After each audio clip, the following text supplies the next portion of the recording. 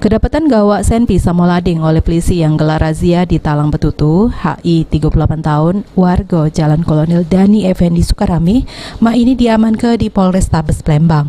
Lanang anak dua ini sudah memperoleh benda berbahaya tersebut dari kawannya, di mana menurut HI, Senpi tersebut dia beli dari kawannya serego Rp2.500.000 sejak 8 bulan lewat.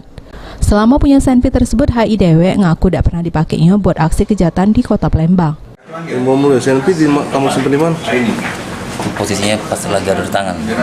Oh, ada di tangan. Iya. Dapat dari mana?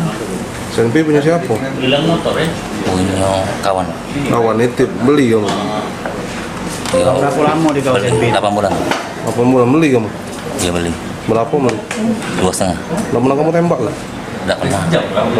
Nah, sajam itu di mana pada saat itu kamu ditangkap? Di pinggang. Di pinggang.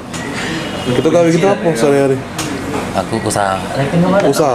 Usaha apa gitu? Namun demikian, perbuatan HI tersebut sudah melanggar hukum karena sudah menyimpan senjata berbahaya. Sehingga atas perbuatannya, mak ini HI oleh polisi dijeblos ke juru tahanan Polrestabes Palembang. Irawan, PAL TV.